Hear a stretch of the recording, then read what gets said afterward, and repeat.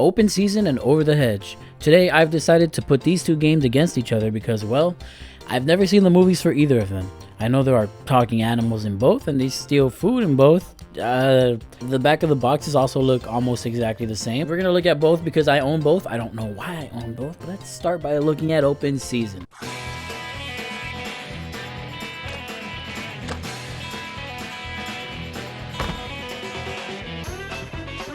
Released in 2002 as both a movie and a video game, Open Season follows a big old spoiled bear living a comfy life until a deer named Elliot pulls him out of his comfy life and into a fight against hunters. I'm kind of just going based on what I saw in the trailer for the movie and the first hour of the game.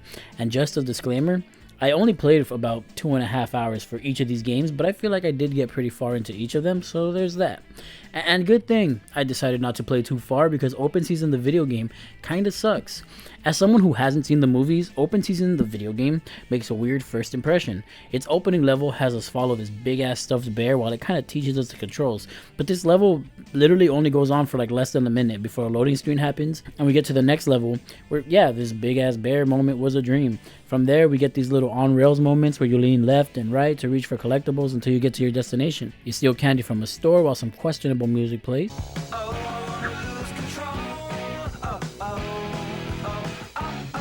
Honestly, I didn't hate most of this. I like the unpredictability of the gameplay, even if it was super simple. And then it happens. Boog, which is the bear, and Elliot get lost in the forest, and Boog wants to head home, and Elliot's like, yo, I can help you get there, but we gotta help all these animals deal with the hunters while on the way there. From here onward, the quality of the game went down like holy jeeps. First of all, the design of the levels never changes. Sure, it has a different skin over it, like maybe this is a forest, and this is a slightly darker forest, and this is a mountain, but you're always going down these hallway-like corridors until you run into the next animal that you need to help. There's this minecart level that was kind of fun, and then there's also this race with Elliot and this big old buck deer thing, and that was also not all that bad. But for the majority of the time, you're playing as Boog, and he can't jump, and he runs really slow, and as you help animals around the forest, you can kind of use them to fight off the hunters, and you would think, wow, what a unique game mechanic. Good job, movie licensed video game, for adding a unique mechanic to your game. But nope. No, it's not good. It's no bueno. Best example I have are these skunks. When you help them, you unlock the ability to pick them up and throw them at hunters. Basically, your goal is to scare the hunters away somehow. And when you throw a skunk at a hunter, they freak out and they run off, so that counts as defeating them.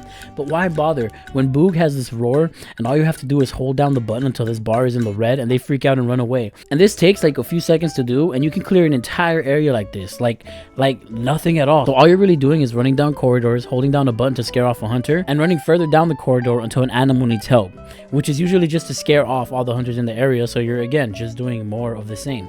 You can also pick them up and straight up murder them by throwing them off the mountain, which is cool, but there's no challenge to any of it.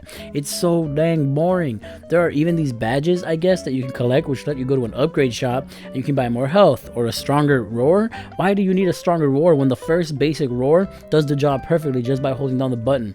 What do these upgrades even change? Boog also has this sniff where you can smell these little areas of smells or whatever, but you know what's happening here? Because I'm holding down the smell button and nothing is happening. Nothing is changing. I don't understand. There are these levels here and there in between with Elliot, and obviously Elliot isn't scary, and I kind of like his levels more because first of all, he can jump and you have to lure the hunters into their own traps.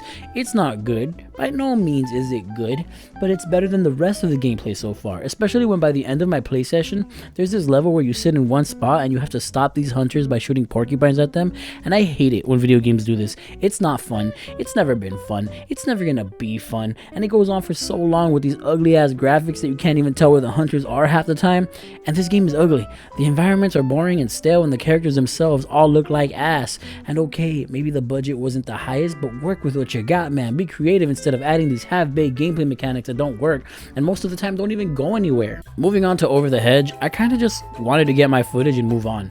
I was done with animal-based licensed films, games, and to my surprise, I actually really like this game. I never got around to seeing the movie, but I actually think Over the Hedge does a good job of telling the story from the movie. There's a decent amount of cutscenes, and I mean, just look at the side by side. Maybe the budget is higher for this one, but this is a versus video, so too bad. Also, they came out the same year. Over the Hedge is a beat 'em up, and I'm not the biggest fan of beat 'em ups. Some of them are good, sure, but I find the gameplay loop repetitive personally. I can see the appeal, but it's just not for me. With that being said, I think this game does a really good job at making the beat 'em up gameplay fun. The controls are smooth. I really like how the characters play, even though they all control the exact same, with the only real difference being the animations between them, but they run at a fast pace, and look at their little legs while they run. That's cute. You're basically running from backyard to backyard, stealing food and other household items to take back to your little animal hideout. Each level comes with a set of main objectives that you need to finish to complete the level, and a set of side objectives that you can choose to do. And you kind of want to do them because the way you upgrade the characters in this game is based on how many objectives you do. You unlock new attacks, finishing moves, more health, more attack power.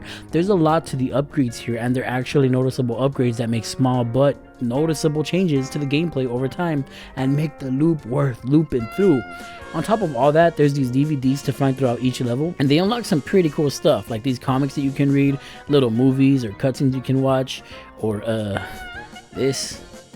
Some of the bonus objectives are absolutely worth getting to because there'll be things like steal the laptop, and you can go through the level and ignore the laptop, but if you do get the laptop and take it back to the hideout, then you can get close to it, and you see the animals also own a copy of Shrek's Super Slam, which is cool as fuck. And if that's not cool enough for you, then maybe we should steal a projector and play it there. I was kind of expecting to have a good time with these games.